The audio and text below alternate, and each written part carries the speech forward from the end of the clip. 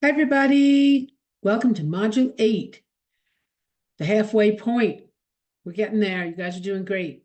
Hang in there. Semester's halfway over. We are having a relatively light week this week because I want you to spend all your time working on the major presentation that is due on the 10th, your informative presentation. If you haven't already started, you're behind the 8 ball in a big way. This is a big project. It's 7 minutes long.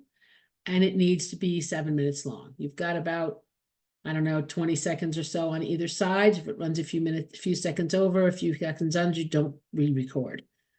If it's 6 minutes or 9 minutes, you have a problem. I will stop watching at 8. So most places will turn you off at 7 minutes on the nose, but this is a class and we're learning. So you have a little bit of grace period. If you run too long, you still have a problem points wise, but I will watch for another minute. If you run too short, that's a different kind of problem. So bear all this in mind as you work on your presentations.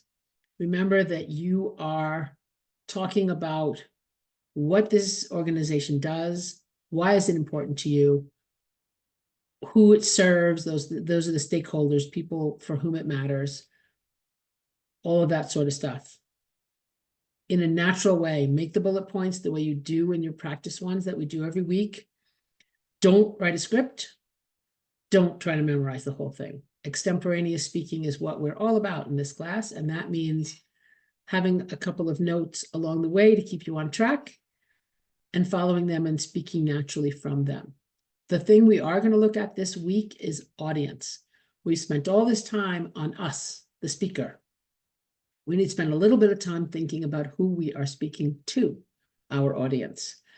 And that's really an important thing because you need to know something about who your audience is so that you can tailor your speech for them.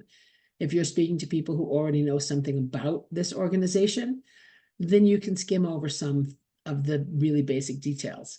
If you're speaking to people who have never heard of this organization, which is your assumptive audience at this point, people you are telling about this organization who know nothing about it, then you're going to have to make a presentation that's kind of basic, at least at the beginning.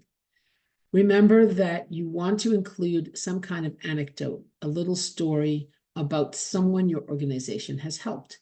If your organization is equine therapy based, then talk about somebody who came in who had, I don't know, some kind of emotional problem, and working with the horses helped them in this way. And now they are able to go about their lives in a way that is more emotionally healthy. Or if your organization feeds the homeless, there are always going to be stories about their successes on their websites. Use them. And by use them, I mean, tell us their story. Don't just cut and paste what it says on the website. This is you talking, not anybody else talking. If you haven't looked at the module 5 and 6, I think I put it in both modules, something called Chat GPT in 2050 or something like that.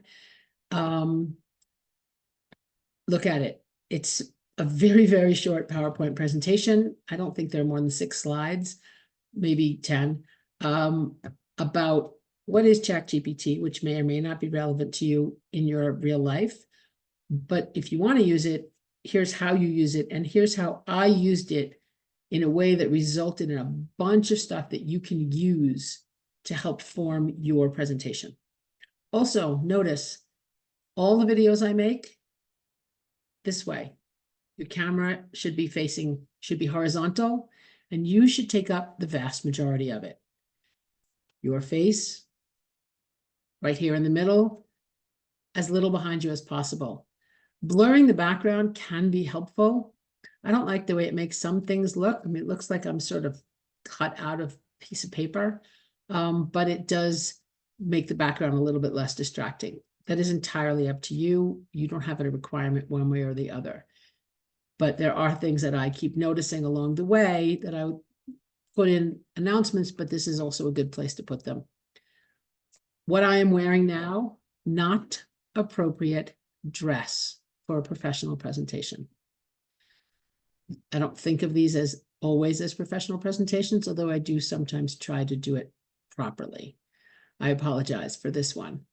Hoodies, ball caps, anything too revealing, jewelry that gets in your way, hair in your face, all of those things, not professional dress. But most importantly, not sweatshirts, not, the clothing is an issue because you are presenting to a professional audience. That's what we're learning. I believe this class is called Professional Presentations. So bear that in mind. I think that covers it for this week. As always, let me know if there's anything you need or anything I can help with. Have a great week.